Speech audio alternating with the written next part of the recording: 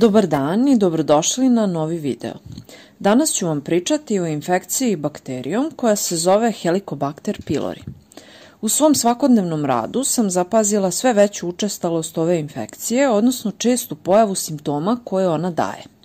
Kao što ste verovatno do sada čuli, Helicobacter je u većini slučajeva izazivač čira, odnosno ulkusa želuca i dvanestopalačnog creva, a povećava i rizik za nastanak karcinoma želuca tokom dugogodišnjeg trajanja infekcije. U nastavku ću vam govoriti o načinima kako da prepoznate moguću infekciju, kada je potrebno da se javite lekaru, kako se Helicobacter dijagnostikuje i kako se leči. Ali za početak, hajde da odgovorimo na pitanje kako dolazi do infekcije ovom bakterijom. Nije sasvim dokazano koji uzrok dovodi do infekcije, ali se smatra da je moguće da se prenosi direktno sa čoveka na čoveka u kontaktu sa pljuvačkom, povraćenim sadržajem ili stolicom zaražene osobe. Takođe, veruje se da se helikobakterom osoba može zaraziti putem kontaminirane vode ili hrane. Ko je u najvećem riziku? U najvećem riziku su osobe koje žive sa onima koji su se već zarazili helikobakterom i imaju nelečenu infekciju, a potom i oni koji žive u zajednicama sa više članova, siromašni, odnosno ljudi iz zemalja u razvoju i svi oni koji nemaju proveren izvor pijaće vode. Koji su uobičajeni simptomi? Ova bakterija može izazvati tegobe poput bola i peckanja u stomaku koji se pogoršavaju kada ste gladni, zatim nadutosti, gorušice, mučnine, gasova, gubitka apetita i često mršavljenja bez drugog poznatog razloga.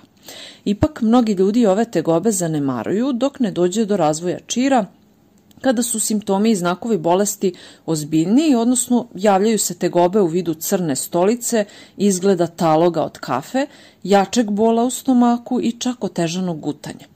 Osobe koje imaju dugotrajnu infekciju mogu razviti i anemiju. Kako se ova infekcija dijagnostikuje? Pre svega, da bi se uopšte posumnjalo na ovu infekciju, potrebno je da se javite svom lekaru opšte prakse i požalite se na svoje simptome. Nakon toga, potrebno je primeniti neku od 4 metoda kojima se utvrđuje prisustvo helikobaktera. Analiza se vrši uzimanjem stolice, uzorka krvi ili pak iz izdahnutog vazduha, ali takođe se može uzeti i uzorak sluzokože želuca, na osnovu čega se utvrđuje prisustvo helikobaktera biopsijom. Jedna od najboljih dijagnostičkih metoda jeste PCR test kojim se vrši analiza stolice na prisustvo antigena ove bakterije. Antigen je njen protein, na osnovu čijeg prisustva se evidentira i prisutnost same bakterije. Da bi se obavio ovaj test, neophodno je da bar 4 nedelje niste koristili lekove koji se označavaju kao inhibitori protonske pumpe, odnosno koji kao aktivnu supstancu imaju pantoprazol, kao ni preparate bizmuta. Dakle, ovo se posebno odnosi na osobe koje su već imale ovu infekciju, jer pomenuti lekovi mogu dati lažne rezultate i onemogućiti pravilno dijagnostikovanje. Pored metode registrovanja antigena u stolici, moguće je izvršiti analizu i putem takozvanog urea izdisajnog testa i za ovaj test je neophodno da je osoba 4 nedelje izbegavala prethodno pomenute lekove i ne sme jesti bar 6 sati pre izvođenja testa. Na početku obavljanja ovog testa potrebno je da popijete kapsulu ili tečnost koja sadrži ureu, koja je obeležena supstancom koja je praktično markira, tako da možemo lakše da je registrujemo. Ono što je jako bitno jeste da je ta supstanca koja je marker može biti radioaktivni ili neradioaktivni ugljenik, što znači da ukoliko ste trudni i želite da odradite ovaj test, trebalo bi da ga radite sa ureom koja je obeležena neradioaktivnim ugljenikom. Na čemu se zasniva ovaj test? Helicobacter, što je već poznato, stvara enzim ureazu, a ona je sposobna da razlaže ureu na amonijak i ugljen dioksid. Kada mi unesemo ureu, ukoliko imamo helikobakteriju u želucu, ona će razložiti ureu na amonijak i ugljen dioksid.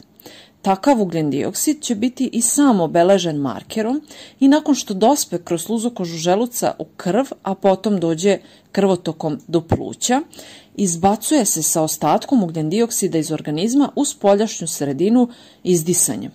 Tokom vršenja ovog testa, ako je osoba zdrava, bit će stvoren vrlo mali nivo stvorenog ugljendioksida, dakle sa ugljenikom koji ga je obeležio, a ako je inficirana, izdahnuće visoku koncentraciju.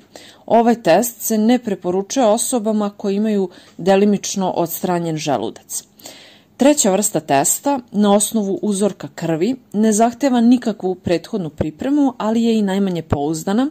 Kada se prisustvo bakterije utvrđuje na osnovu analize krvi, vrše se takozvani serološki testovi. To znači da se infekcija dijagnostikuje tako što se određuje postojanje antitela na helikobakter. Iako je dosta jednostavna, često ne može dati proveren rezultat ukoliko je imunni odgovor na bakteriju slabiji, pa se preporučuje da se ovakav test radi barem 2-3 puta ili da se uradi u kombinaciji sa drugim pomenutim metodama, što ga čini najmanje prikladnim. Četvrti i najpouzdaniji test jeste biopsija sluzokože želuca, ali ujedno i najinvazivnija metoda jer se uzorak uzima tokom gastroskopije, koja može biti neprijatna za pacijenta. Međutim, u nekim slučajevima, kada to gastroenterolog proceni, ona može biti neophodna. I došli smo do poslednjeg dela, a to je lečenje infekcije helikobakterom.